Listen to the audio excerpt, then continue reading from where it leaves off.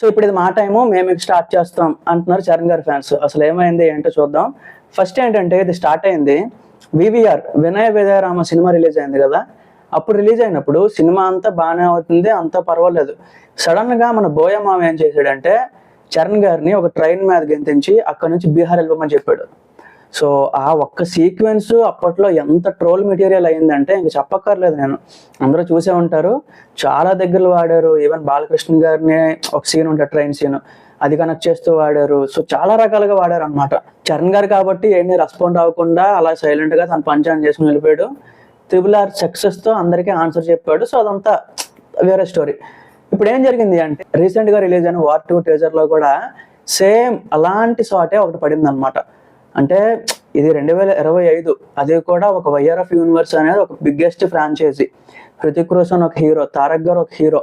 అలాంటిది మన తారక్ అని పెట్టి సేమ్ వివిఆర్ లాంటి షాటే పెట్టడం జరిగింది.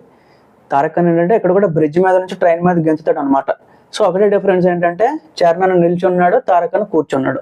సో ఈ రకంగా ఒకప్పుడు మాకు ట్రోల్ చేశారు కదా, మరి ఇప్పుడు మీ పరిస్థితి ఏంటి? సో టీజర్ మొత్తంలో హృతిక్ రోషన్ డామినేషన్ చేశాడు, ఇలాంటి లత్కోర్ షాట్స్ మీ తారక్ పెట్టారు అని చెప్పి ఇంకా మొదలు పెట్టారు అనమాట. ఆల్మోస్ట్ కొన్ని గంటల నుంచి కూడా ఇది ట్విట్టర్లో అయితే చాలా రకాల ట్రెండింగ్ అయితే అవుతుంది.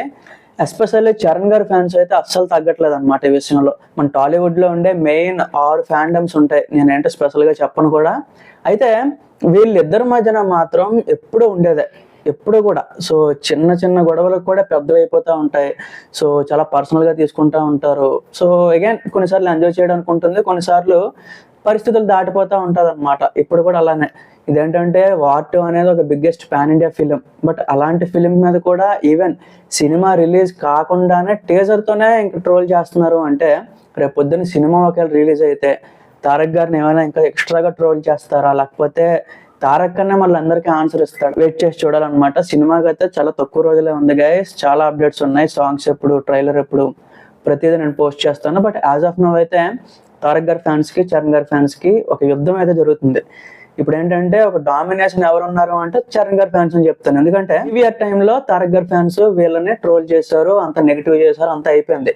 సో చరణ్ గారి ఫ్యాన్స్ ఏంటంటే ఎదురు చూసారు, మాకు టైం వస్తుంది, మేము ట్రోల్ చేస్తాం అని చెప్పి. ఇంక ఈ రోజు దొరికింది, ఇంకా నవ్వరు ఆపలేకపోతున్నారు, ఇంకా డ్యూటీ చేస్తున్నారు అనమాట. చూడాలి మరి ఎప్పుడు అవుతుంది ఏంటో ఇదంతా కూడా. మరి మీరేమనుకుంటున్నారు ఒకసారి కింద కామెంట్స్ లో చెప్పండి గైస్.